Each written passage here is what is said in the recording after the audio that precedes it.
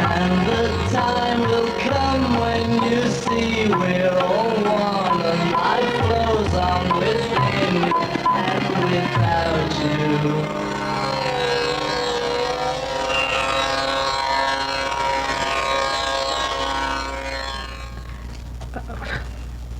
Okay.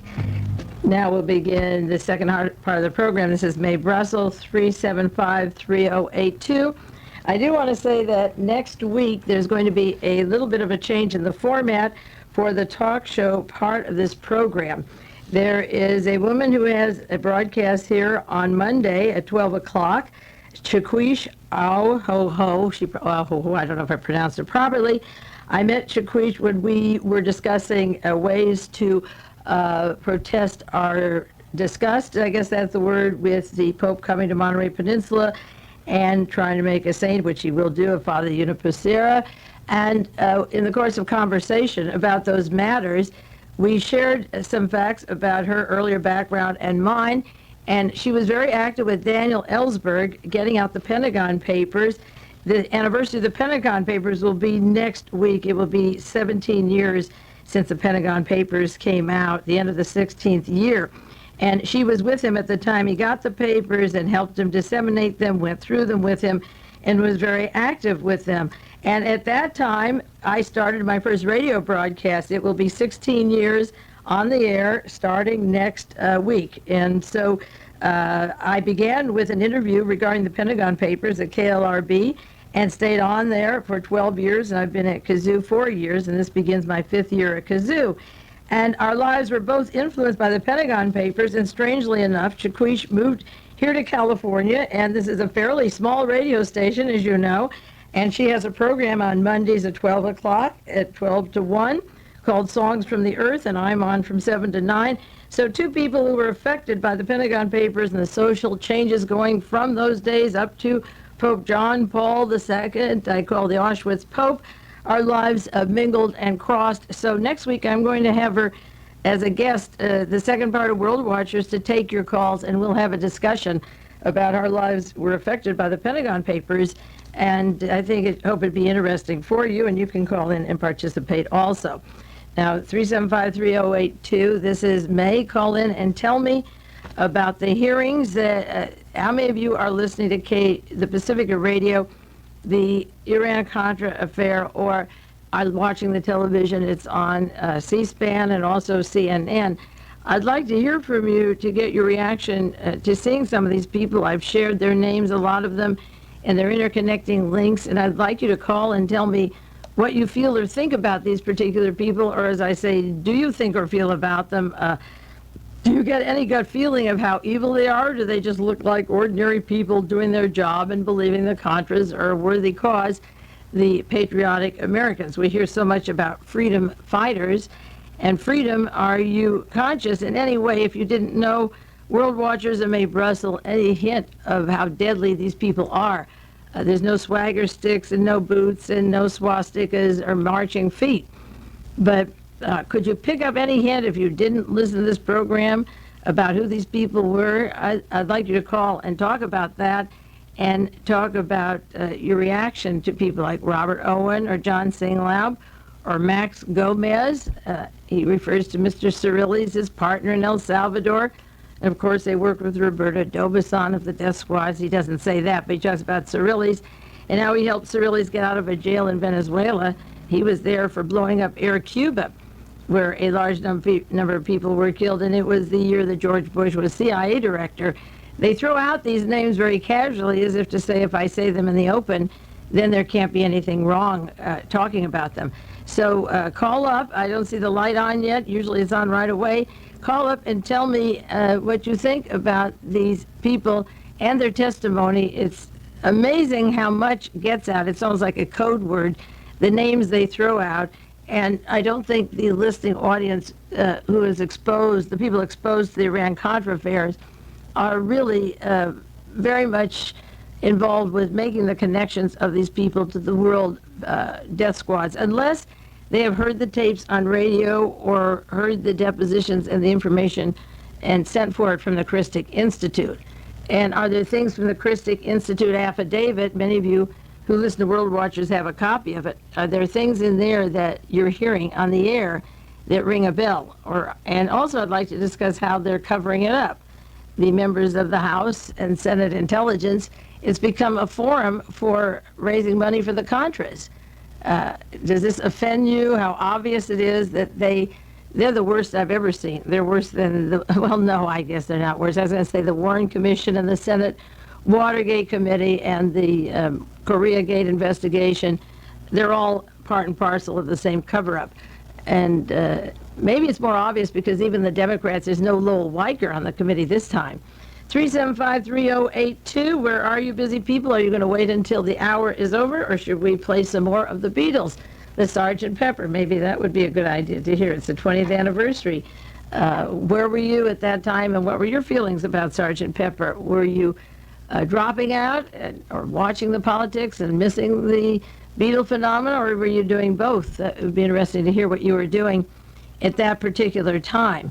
So I want you to call and let me know what you were doing, and I'm waiting for you to call. If you don't call, I'll play Sgt. Pepper, and that is fine. I'll put that record on until the light comes on, because I get very sentimental listening to it. It's great music. It's really good. And I want to know how you feel about it. Do you have memories about it? Are you out there? I want you to call. If not, I'll turn on a cut, play a little more of Sgt. Pepper. I have a lot of material I can search or share with you, but if I don't know how you feel about that, then maybe it's better to cut to the music if you don't want to call in and talk about these matters. I've never seen a time where there are more important things in America out on the table. This is really a gourmet's feast for investigators. And that I bought that new book finally on the chronology of the Iran-Contra affair. It's pretty good. I wish it was done in chart form. I think I'm going to have to take all the material and cut it up, buy 2 volumes and copies and cut it up and put it into charts in columns of years so I can see it better. I think better than that, than when it runs from one page to the other. And they have the cast of characters that is terribly incomplete. They hope probably to hold the line with those few people. The money for this was put up by the Ford Foundation. Need I say more about who paid for it? And maybe that's the reason a lot of the connections aren't made. But some of the dates, the chronology are important, and I would say get it because it's worthwhile having.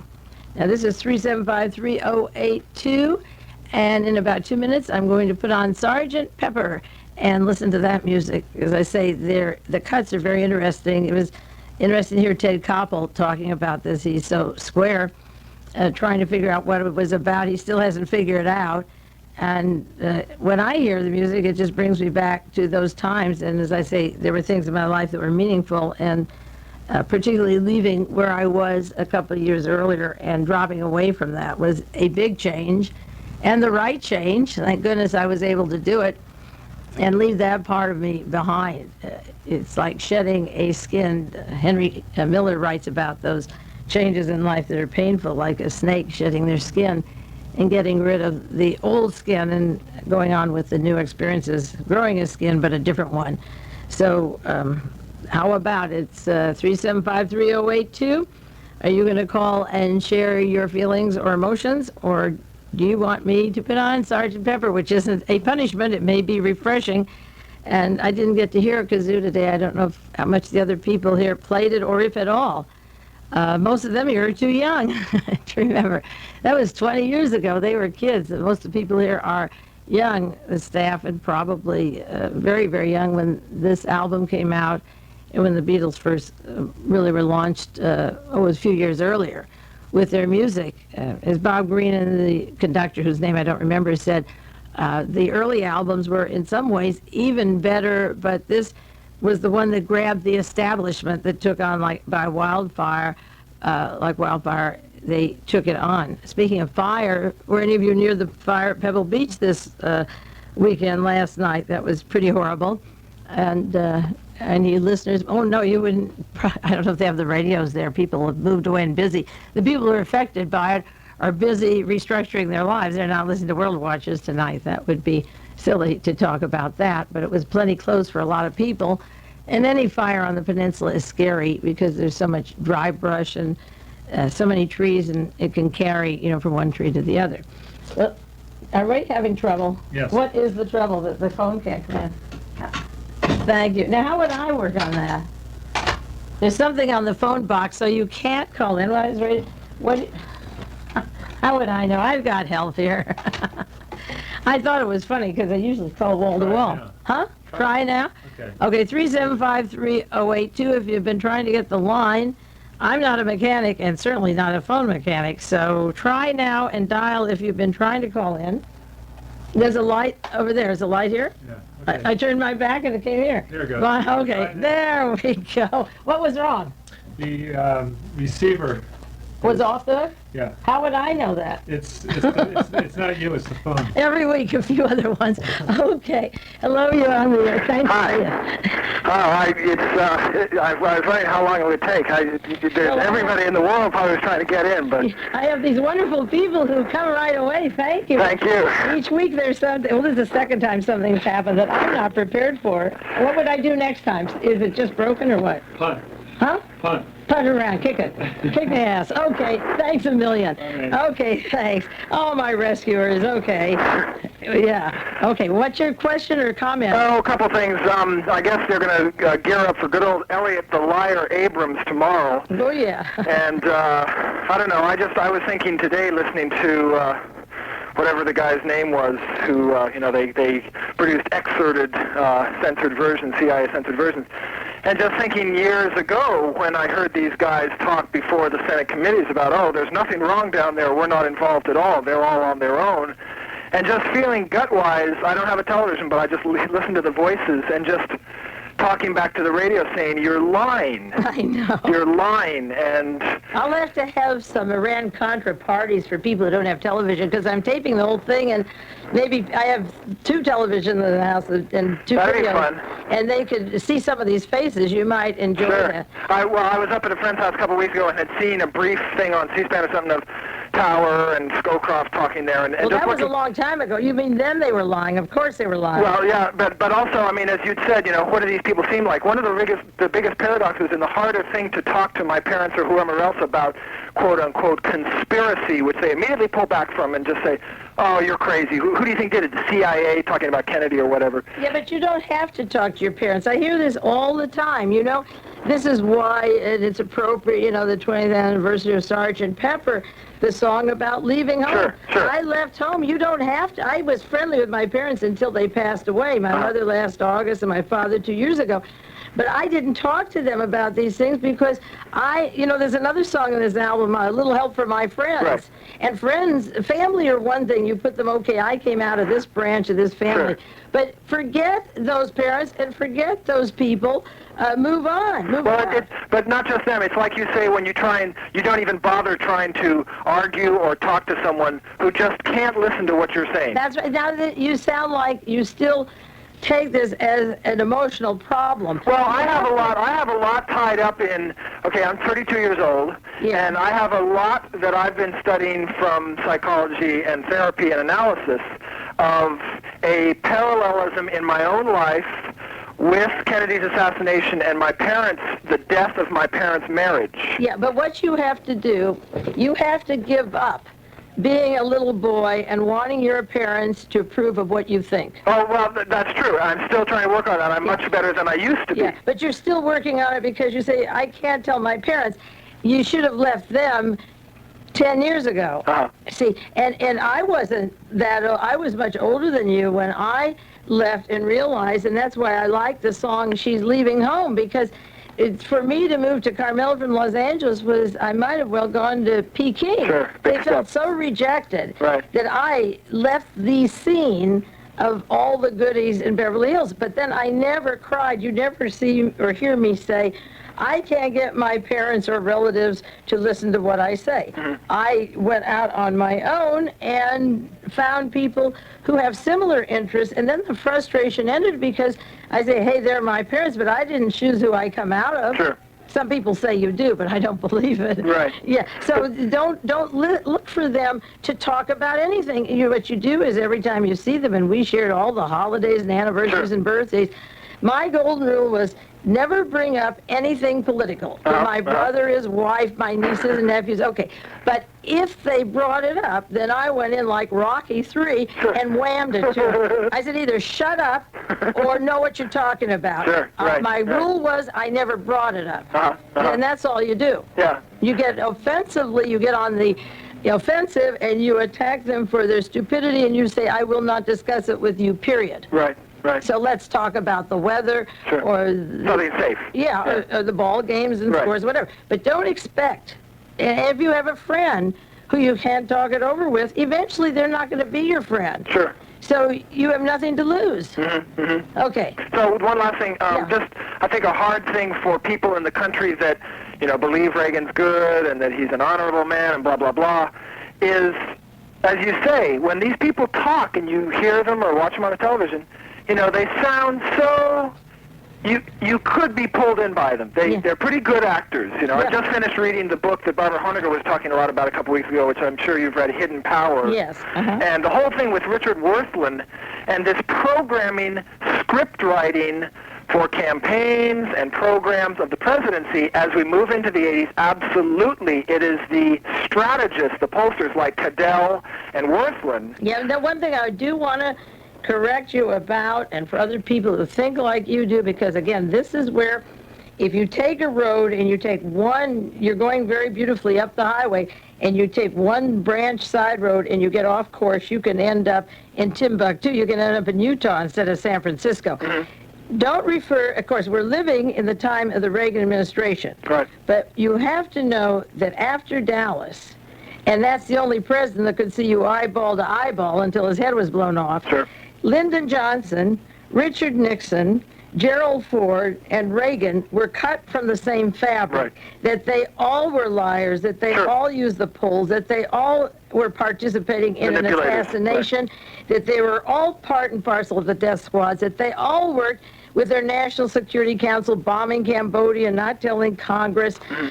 Those people are part and parcel of the legacy of not clinging out Dallas investigation. Right. So Reagan is what we have now because Reagan has us closer to World War III, and Reagan is what I said was the perfect Führer because his face looks so innocent, and his policies are so bad. Somebody said on TV last week, we were fooled because Nixon looks the part of the crook, but Reagan doesn't look it. And all you have to do is close your eyes, and like you say, you don't have TV, but you just hear them, and you're more aware. Each generation is blessed by the knowledge of the past that they can use that we didn't have in the beginning.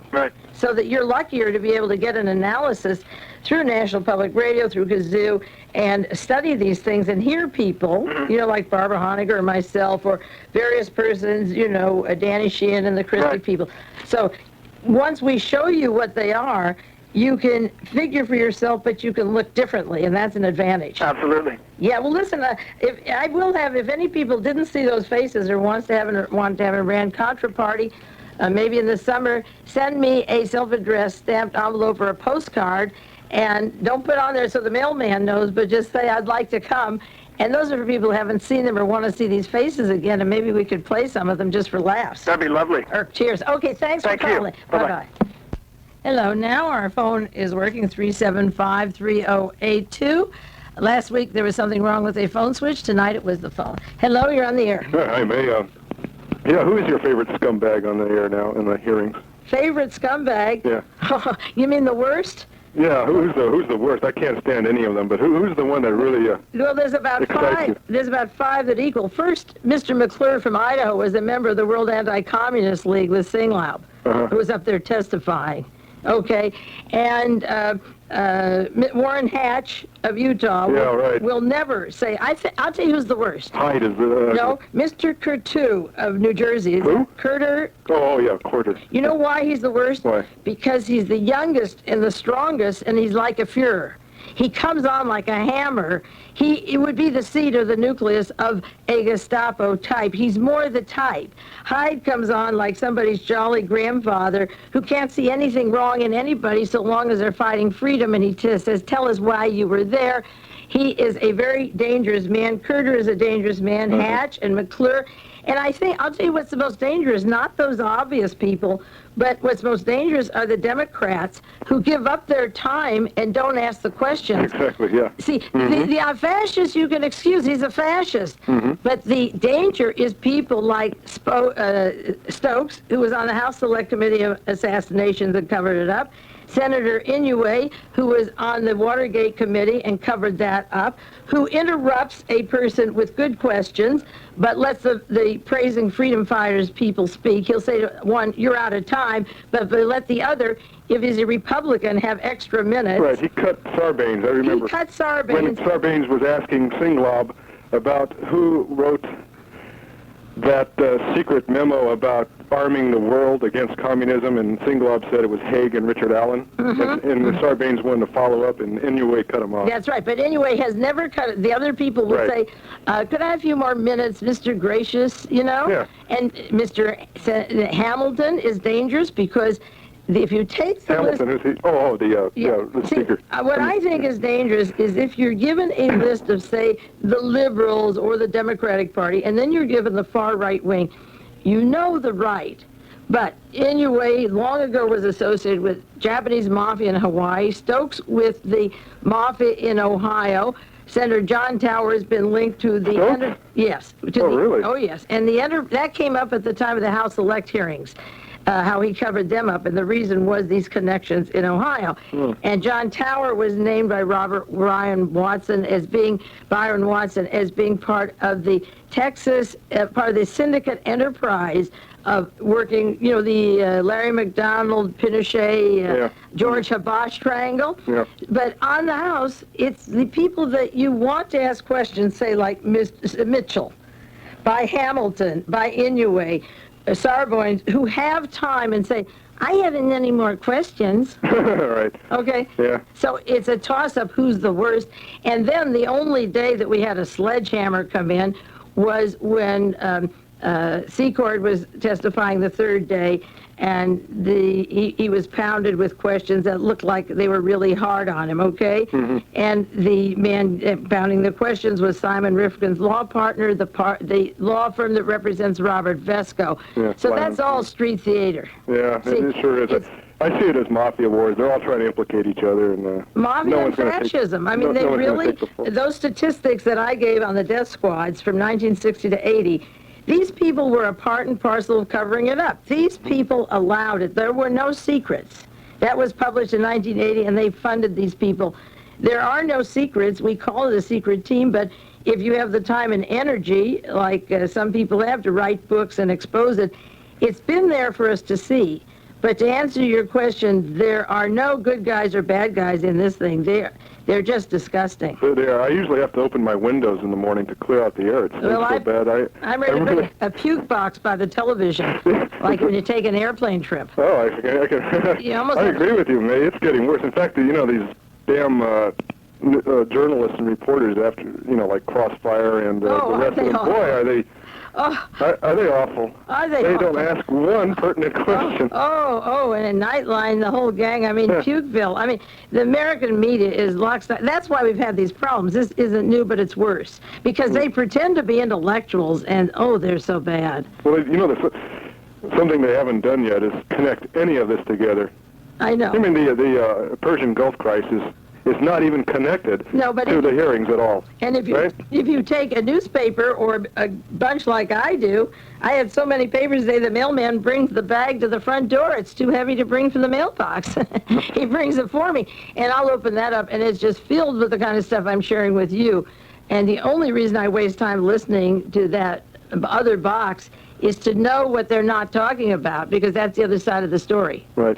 You have one more, then I hang up. Well, the thing is that I do like is what you brought up. I get to see these fascists close up in big screen color, and aren't they something? And you know, like Tam's going, huh, you know, very arrogant. You know, you know. And then the worst tragedy, he's going to go home. He's going to procreate another Tams. Yeah. They congratulate him that he's making another one. It's like Nazi Germany. Yeah. So It's what you said. Yeah, right, huh? For those of you who don't listen, huh? Well, I can't wait till if North gets on there. What's he like? Well, he probably will have committed suicide by then. He already has a history Well, I mean, of Bethesda. talk about a fall guy. Yeah. Huh? Right. Thanks for calling. Okay. Bye-bye. If any of you heard our former ambassador to Costa Rica, who was sent down there to build an airstrip against the dictates of Congress and the signature of the president on the Boland Amendment, he was sent down there. Everywhere was, huh, until it got really bad. Hello, you're on the air. Good evening, Dr. May. Dr. May, okay. PhD.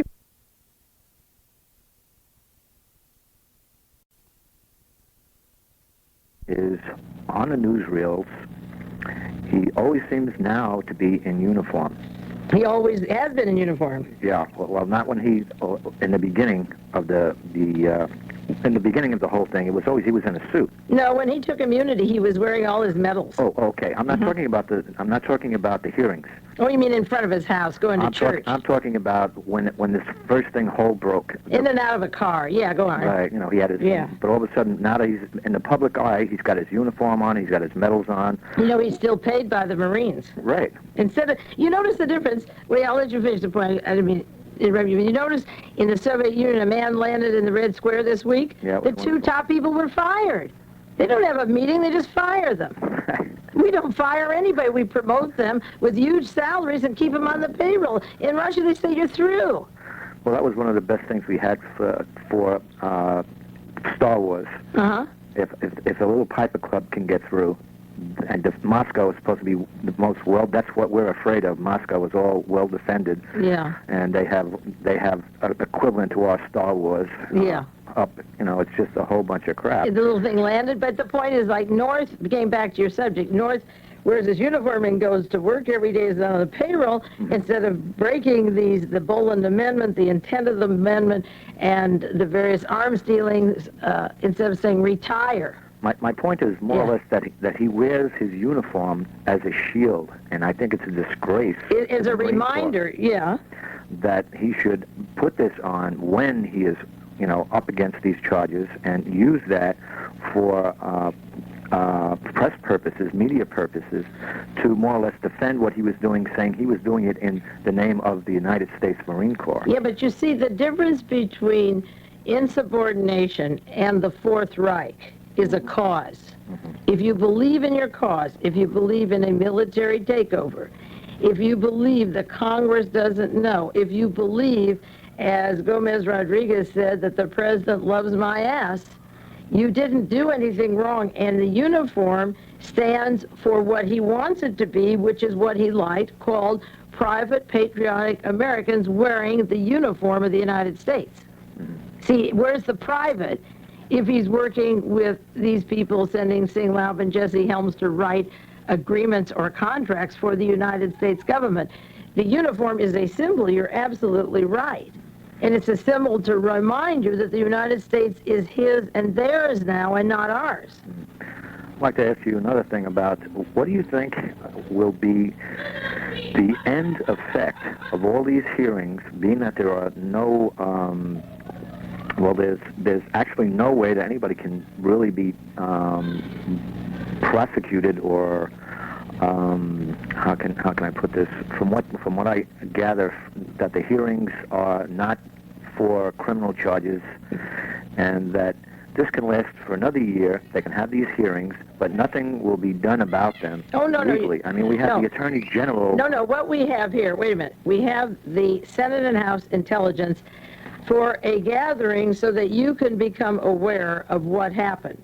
But at the same time, Lawrence Walsh, the special prosecutor, has already a list of people that are going to jail. And also, he is susceptible to being fired. That's right. They announced that this week, and they said, like the Saturday Night Massacre, Reagan will immediately give a full pardon to Oliver North. Mm-hmm. Well, if they can fire the special prosecutor, then everything goes down the tubes, or No, get then another special prosecutor and they'll fire him? I think you can get another prosecutor, but what you're getting now is a group of assembled people in Congress, excluding the House intelligence and Senate intelligence, who are scared. who know that the control of this government has gone into private armies, privately funded, countries that make policies that their own Congress says they can't do, using Taiwan, Saudi Arabia, Brunei, and Israel to do the work that our government says we can't do. They have to put the brakes on it now, or it is the end of the United States government. So it has to go some places. It may be a token slap on the wrist, but it may slow them down. There will be new laws, and there will be people going to jail, and there will be people squealing on each other that can keep this going indefinitely for years to come in civil cases. But the real blame will never get put where it's on the shoulders that it should be put. Well, the real blame can never be put, because you can't. Has the blame ever been put on the OSS for protecting Klaus Barbie and hiring him? I'm talking about the buck stopping here. The buck never goes in circles. The buck is floating in the wind, and it's in Swiss banks. What you have to do are to take the symptoms of the case, just like you do in a disease like cancer. You take the symptoms and deal with them, just as if somebody has AIDS. You deal with the AIDS, not with it being a biological weapon of warfare. People who have AIDS don't want to get into that part of it. They want to find a cure for AIDS without asking who set it up. Well, that's almost exactly my point. They're dealing with the symptoms, and they're not dealing with the cause, who is President Reagan. Well, or before him, like I said, the system since John Kennedy had his head blown off. Well, eventually, I think you will have to deal with that. There are very many good investigative purpose services going on, and in that book, Chronology, it lists advanced computerized systems. I'm going to have to get a computer and tap into these different names and people instead of filing so much or sharing my stuff in a computer with these people. But it's never going to be the same again. Elliot Abrams may not wear a striped suit, and John Mitchell wore one, and he doesn't practice law, but he can be in hanky-panky, but it's never quite the same again. The bottom line, people have not been able to see yet. They don't protest von Weizsäcker coming to Harvard.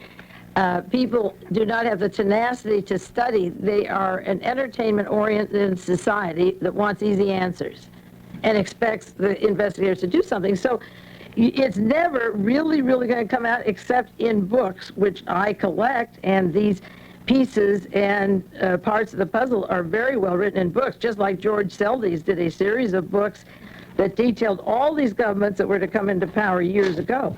Oops. Oh, is the phone off again? Doing it again. The phone's off again? It's not ringing me? Aw. Here we go. Here's Mike trying to help me. Well, we'll have to talk. I've got one person on the phone. But anyway, you're not going to get a perfect solution, but you're going to get a lot of interesting exposure. Okay, let me ask you another. Real fast, and I'll take one more call. Okay. What can the average citizen who realizes what is going on do about the situation? Well, now you've given me a hard one, because I'm wrestling with that one myself. I have no answer. I've been doing this, well, like I say, starting my 17th year on the air. If I had had a team that followed all these leads for 16 years, we might have been a viable force. But on the other hand, if I had a large number, I wouldn't be alive. Mm-hmm. So I really, let me think about that. Let's take a call. And if the phone line isn't working again, then I'll have time to answer that question off the air. Okay. Thanks for calling. Okay. Bye-bye. Bye-bye. That's a good question. What can the average person do? Well, Mike says the phone, oh, it's ringing now.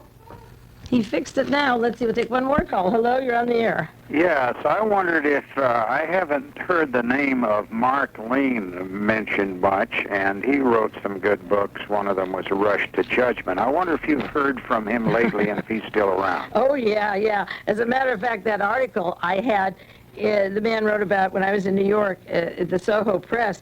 They asked him about Mae Brussell, and I didn't have time to put that on the air.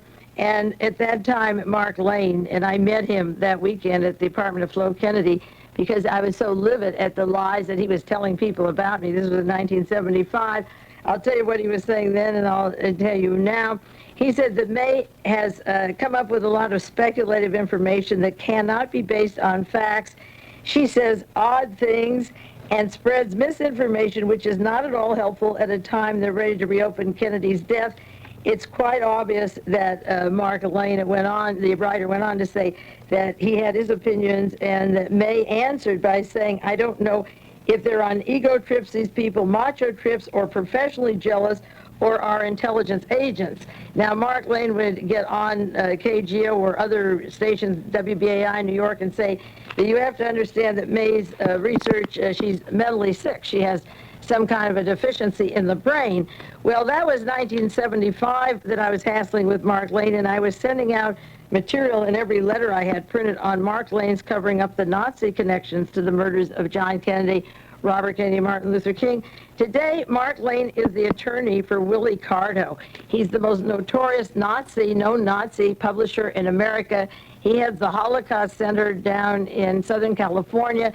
There was no Holocaust. He meets with World War II Nazis, known Nazis, and he publishes Spotlight. And he's an avowed anti-communist to the fascist tune, far-right, linked to Nazis from World War II. And Mark Lane is his personal attorney and represents him in lawsuits against Spotlight. And I identified his links with the Nazis before he surfaced working for Willie Carto. So he's in Washington working with Willie Carto, the known American Nazi who says there was no Holocaust. That's where he is. Wow, he has really changed, because when I read his book, Rush to Judgment, I was really impressed with that. No, well, let me explain something about how agent provocateurs work. The book was published by Holt Reinhardt, which was Clint Murchison, who was involved with Lamar Hunt and H.L. Hunt in Dallas regarding the Kennedy assassination.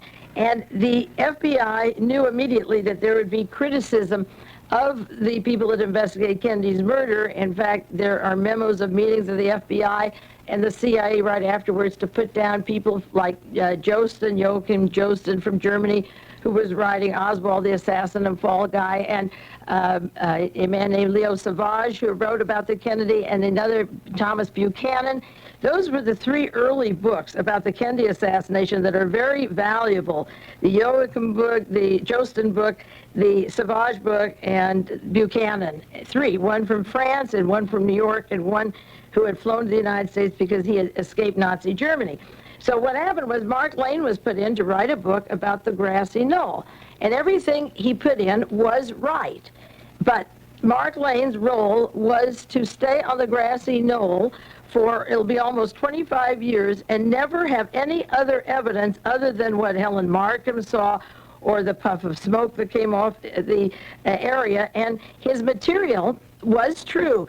It was a Mannlicher Carcano. It was a German rifle the first day that they held up, and then it turned out to be an Italian rifle. It was from a German rifle to an Italian in 24 hours. It changed shape. Mark Lane became sort of the cult leader of the people who wanted to know who killed Kennedy. And I went to a lecture he gave at Beverly Hills High School before he went to England to write Rush to Judgment. And he had a committee that wanted to investigate the assassination, and people signed their names. And then I found out that he threw all the names away, or else maybe put them into a computer that he never intended to follow up. And then he went to London, where he worked on Rush to Judgment, and the cover of Rush to Judgment is the name Hugh Trevor Roper is on there. And if you study the history of Hugh Trevor Roper, he became knighted. He's one of the high officials of British intelligence who lied about the murder of Adolf Hitler in the bunker, the suicide murders, and was the expert on how Adolf Hitler which later turned out to be a lie. And Hugh Trevor Roper was part of British intelligence disinformation, who wrote the introduction to Mark Lane's book, and Trevor Roper was notorious in lying about the death of Eva Braun and Adolf Hitler. And then Mark Lane lines up with Willie Carto and puts down people like me who are willing to leave the grassy knoll and find out the Nazi connections between Lee Harvey Oswald and George de Mohrenschildt, for example. So Mark then has a big role. He becomes prominent. His name is synonymous with the assassinations, and it's a dual role because he can knock down every other researcher as not being any good.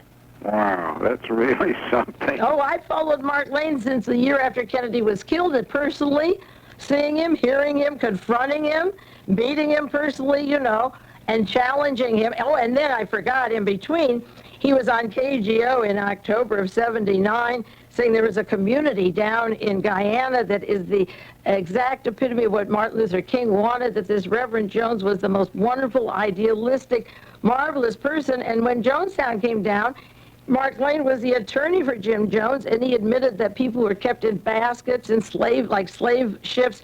These older people, their Social Security was taken, their homes were taken. They were the product of experimentation, mind control. And at the time of the House Select Committee on Assassinations, they were getting to the part of James Earl Ray and the murder of Martin Luther King. And a very important witness, not Helen Martin, that's a grassy knoll, Grace Stevens, was the woman in the rooming house who said that it was not James Earl Ray there who left the rooming house. And she was put in a mental institution in Tennessee. And before the House Select Committee began their work, she was checked out in the custody of Mark Lane, and he kept her in Orange, California. And nobody ever saw Grace Stevens.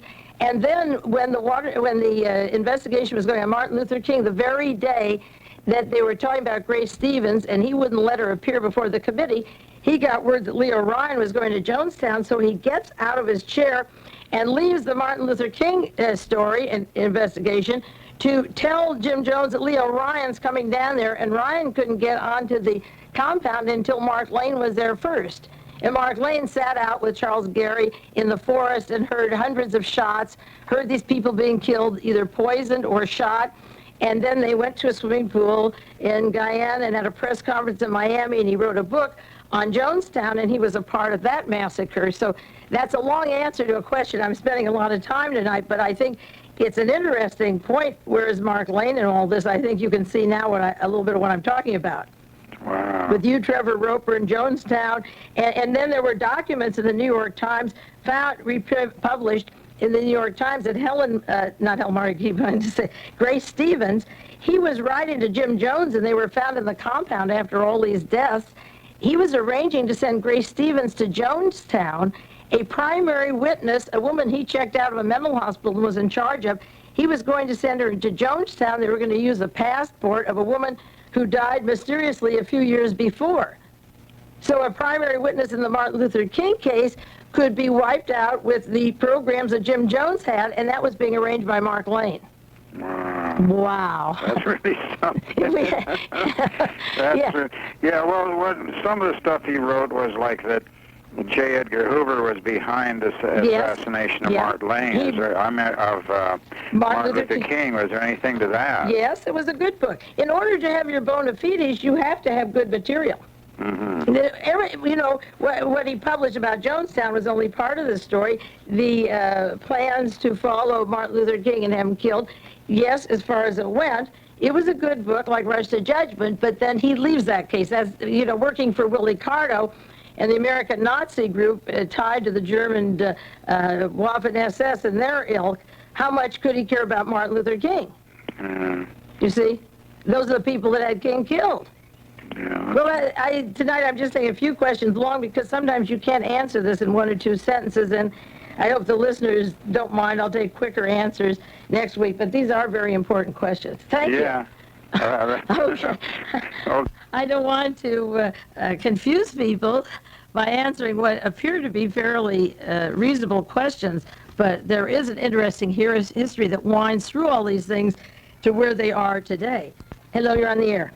Well, Jaime, I just wanted to say that I think that was a very important long answer to a short question. Yes, because it applies to everything. If someone can follow that answer and understand the position of someone like Mark Lane, then they can look at stuff that's happening in the world today and see through the mirages and the blue smoke and so forth. Yeah, I think it's important working with intelligence, with Trevor Roper, covering up the Hitler story and putting down other researchers like myself, getting on. I threatened to sue him, getting on national radio and saying that'd be great.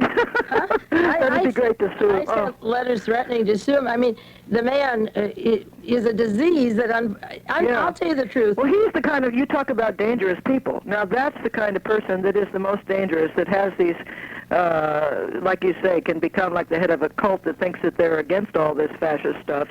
like the Democrats and so forth that pretend to be trying to do something. That's what I think. These are the real sneaky ones in the grass that are the most dangerous, and I think what you just said about Mark Lane is a wonderful example of how that kind of person operates. Yeah, and that's just a quick answer. Actually, Yes, I know. I was so new at research. I had never done anything like this until Kennedy was killed, and I wanted to believe if somebody came out with that, then he wanted to know more, Oh, yeah. And the hardest part of the research, personally for me, Yes. was finding out that I could be so deceived by these covert operators who appear to be, particularly the left, because the right isn't infiltrated, and you get sucked in, and you don't want to be cynical, I know. and you don't want to miss a good person, but you have to be on your guard. It plays on human nature, that sort of operation. It really does. It's very, very difficult. And they spend all their time putting you down so that if somebody says, well, who's May, says, don't listen to it. Right. And now I have 16 years on tape and every word was true, and where's Mark Lane? Yeah. Well, that's why this kind of work is you might say, a spiritual path, because you confront many things on an inward way. Continuously. Dealing with this all the time. All the time. And I just wanted to say, I'm thinking of 20 years ago and Lonely Hearts Club and all the rest of it. And we're still getting along with a little help from our friends, and I feel very optimistic. I think I feel more optimistic than I have in the last 20 years, actually. Yeah. I see a lot of blood and gore out there, but it's like someone who's finally broken out in great big boils, and it's all there to see, and the poison's starting to come out. I think so. And it can only be good. The more people it freaks out, the better. Well, I'm not pessimistic. That's why I like the title of it, the Sgt. Pepper's Lonely Hearts Club Band. I feel that, say, the kind of people I've worked with or the researchers, we're our own little club. We're not a big movement. But well, what's happening now is what's necessary, and I think that they're out of all the people who are starting to get their eyes opened, there's a certain percentage of those people who will not go into immediate denial. Oh, no. And that's the important thing, is that this thing gets out there to be broad enough base that something can happen. It's also important that there's a whole new generation with the access of computer information, so that if you didn't know, say, who Singlab was yesterday, you can buy the People's World and see how he's all over the world. Right. And there are marvelous articles. I have nothing but praise. By the way, they have a computer at the library. Yeah, I know that. Did you see that? And it's got instructions for idiots like me. You follow the instructions, you push the buttons, and it's just for magazines, I believe. But if you... No, they have newspapers. I use them. Well, yeah, but I mean, it's not books. Yeah. It's magazines and, periodicals. Yeah, but there's marvelous stuff. And if people I know Mark Lane, go press a button and look up Lane and see where he was recently, Yeah, right. Yeah, thanks a lot. Okay, bye. Bye-bye. Okay, now we have a few more minutes, about 8 more minutes. Hello, you're on the air. Hi, May. Yeah. There's a information source from Finland that you might be interested in. I hadn't actually realized that the Royal Canadian Mounted Police were also involved in the mind control experiments and germ warfare and so forth. Oh, yes. That came out at the MK Ultra expose, Yeah, there's a fellow, Marty Koski in Finland. I can give you the address if you want it. It's Kiilin Pelanti. Spell it. Kiilin. P-E-L-L. K-I-L-L-I-A-N? It's K-I-I-L. K-I-L-L. That's close enough. I-N. I-N. P-E-L-L. P-E-L-L. O-N-T-I-E. Okay. 2.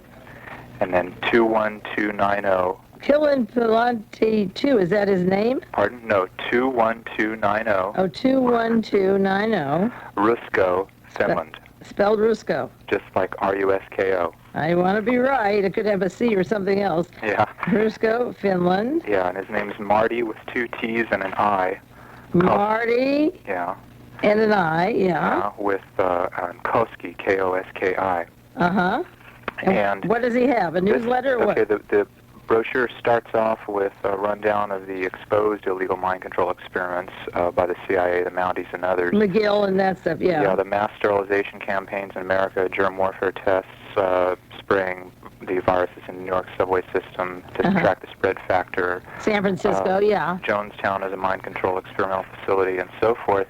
And some examples of the successful news blackouts indicating the U.S. censorship system is a lot more international than we give it credit for. And the main part of the brochure is a personal story by a victim of Royal Canadian Mounted Police surreptitious testing of various telepathic amplifiers. Yeah. The stuff you were talking about before, the electronic implants for some of the more high-tech mind control methods. Uh-huh. And I've got only an abstract on it at this point, but it goes into some pretty specific details. They've got these radiohypnotic intracerebral control technology, which is what Boart was saying was on the drawing boards. Electronic dissolution of memory devices, all of these kinds of things. Okay. And it's interesting because right alongside of this application of some of these electronic mind-affecting things is this resurgence of interest in some of the political musicians, especially Jimi Hendrix, that were knocked off at the at the end of the '60s. Yeah, Otis Redding and the whole Berkeley, list. Janet. So I really appreciated you acknowledging that role of the rock and roll in politics. And I think actually looking at the going over the guy's work in more detail, it starts to look like the biggest loss wasn't Lennon actually, but Hendrix himself. Well, it was a combined. You can't say that. It was the main reason being the Hendrix. actual work he was working on was a more advanced application of sound. He was talking about washing people's souls, and he was doing the benign side of what the electronic mind control thing is aimed at. In other words, he was attempting to come up with intricate sound patterns that would literally blast the mental garbage and inert spiritual debris off of a person, and literally was accomplishing that to some extent. And that's why there's this appeal about the stuff he was coming up with and this attempt to emulate it by a lot of current musicians. And it's interesting to see politically what happens with those musicians, like Stevie Ray Vaughan. I don't know if anybody would say this recent concert has made a career out of Hendrix licks, but has been told by his managers to stop playing Hendrix music. And the crowds at his concerts, the last two concerts, were like yelling for Voodoo Child, this song that he does a fairly decent rendition of, and he would not play it. Who's giving? He can't play it? No, he's not. They're not. His managers are telling him not to play any Hendrix stuff, and that's sort of what he got his big break into, was the fact that he could, almost come off with some of these. Now, today I had a talk with the guy who runs the information center on Hendrix in Illinois, and he reminded me of a couple things I'd completely forgotten, which was that not only was Hendrix dead in '70, but by '72. Mike Jeffries, his original manager, had died in a plane crash that was rather unexplained, and his girlfriend, Devin Wilson, OD'd supposedly in New York the year after that. Then the members of his band, Mitchell and Redding, had agreed to sell out all their future rights to the music back in '72, '73, to Alan Douglas, the guy who took over control of all, Hendrix's material, and this attorney, Leo Branton. They talked them into selling out because at that time, they'd pretty much tapped out. There wasn't any new material and stuff. So right after they signed all this over for like about $150,000 a piece, Alan Douglas mysteriously discovers about 500 tapes of Hendrix's stuff. Oh, how awful! Yeah, and so he's been sitting on that and just dribbling it out as a means of income for over these years. Oh, that's so bad. So there's a whole boost of interest both in the music and the particular application of sonic technology that he was pursuing and so adept at, and also in the questionable details of his death itself. The fact that he was being forced to lie back down to where he couldn't cough out, to clear his throat and stuff by the ambulance attendants, all that stuff. At any rate, this Hendrix Information Center, if anybody wants to pursue that, it's also for aficionados, but the political side is not being neglected apparently. Is P.O. Box 374, Des Plaines, Illinois. Des Plaines? DES, and a new word PLAINES. Illinois 60016. 60016. Des Plaines, Illinois. Okay. Yeah. Thanks a lot. We're just at the top of the hour, so sounds like it. Yeah. Yeah. Okay. Thanks for calling. Okay. Talk to you later. Okay. Bye. Bye. Yes, I did a lot of work on the murders, the deaths, people like Bob Marley, Mama Cass, Otis Redding, Jim Croce, Jimi Hendrix, Brian Jones, a whole list, the who's who of Monterey Pop. Our time is up now. I can't continue with World Watchers. I want to thank you for calling. The light is on. I'm sorry we had the telephone trouble that eliminated about 15 minutes of calls. And next week, I will have a guest talking about 16 years on the air, from the Pentagon Papers to the visit of the Pope. And I think you'll like that. And I'll be back with you to participate with the formal part of this program and then the talk show next week. This is Mae Brussell. It is KAZU, Pacific Grove, radio with a choice.